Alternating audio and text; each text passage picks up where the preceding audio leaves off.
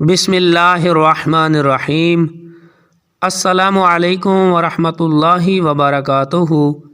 معزز ناظرین و سامعین، آپ دیکھ رہے ہیں میرا یوٹیوب اسلامک چینل معاویہ لو اسلام، اور میں ہوں قاری وقار گوندل۔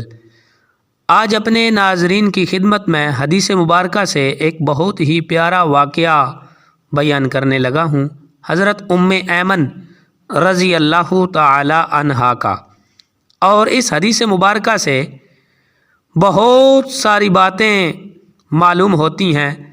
صحابہ کرام رضوان اللہ تعالی علیہم اجمعین کی محبت حضور نبی رحمت سرور کائنات صلی اللہ تعالی علیہ وآلہ وسلم کی ذات مبارکہ سے۔ سب سے پہلے اس کا حوالہ مسلم شریف میں یہ روایت موجود ہے، اور ریاض الصالحین حدیث مبارکہ کی کتاب، اس میں بھی یہ روایت موجود ہے۔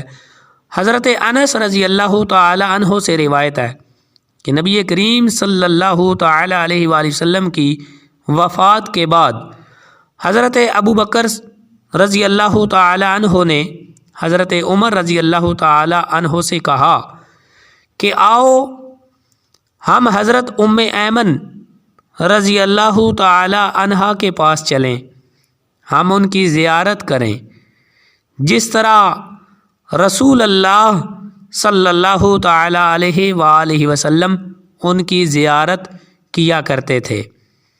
جب یہ دونوں ان کے پاس پہنچے تو وہ رو پڑی۔ انہوں نے کہا، تم کیوں روتی ہو؟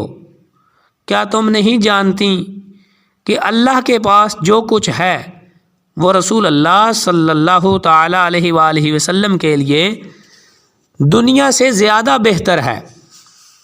تو حضرت ام ایمن رضی اللہ تعالی عنہا نے جواب دیا، میں اس لیے نہیں روتی کہ مجھے اس بات کا علم نہیں ہے کہ اللہ کے پاس جو کچھ ہے وہ رسول اللہ صلی اللہ علیہ وآلہ وسلم کے لیے زیادہ بہتر ہے۔ میں تو اس لیے روتی ہوں کہ آسمان سے وحی کا سلسلہ منقطع ہو گیا ہے۔ چنانچہ حضرت ام ایمن رضی اللہ تعالی عنہا نے اپنی اس بات سے ان دونوں کو بھی رونے پر مجبور کر دیا، اور وہ بھی ان کے ساتھ رونے لگے۔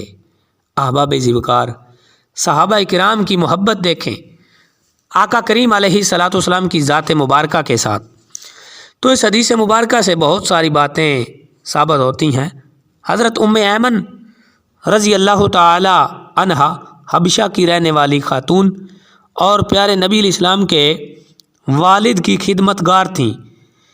جب پیارے نبی علیہ السلام کے والد کی وفات کے بعد آقا کریم علیہ الصلاۃ والسلام کی ولادت ہوئی تو حضرت ام ایمن رضی اللہ تعالی عنہا نے بھی پیارے نبی علیہ السلام کی پرورش اور نگہداشت میں خوب حصہ لیا۔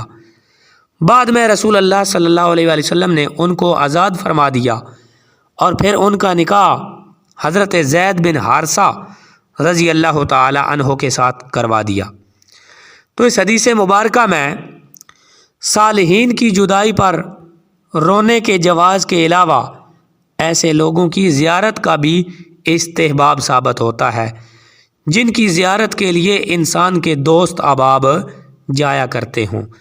تو جس طرح پیارے نبی علیہ السلام حضرت ام ایمن رضی اللہ تعالی عنہا سے محبت کرتے تھے، اسی طرح صحابہ کرام نے بھی ان سے محبت کی اور ان کی زیارت کے لیے گئے، اور پھر پیارے نبی علیہ السلام کی جدائی پر آنسو بہائے۔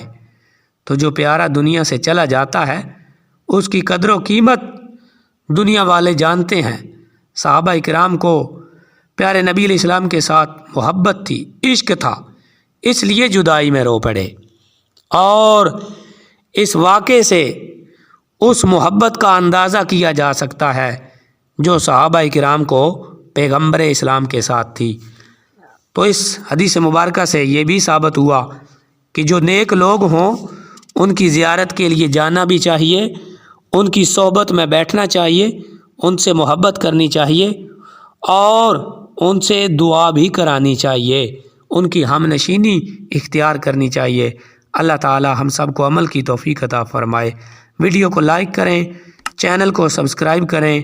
ملتے ہیں اگلی ویڈیو میں، تب تک کے لیے اجازت۔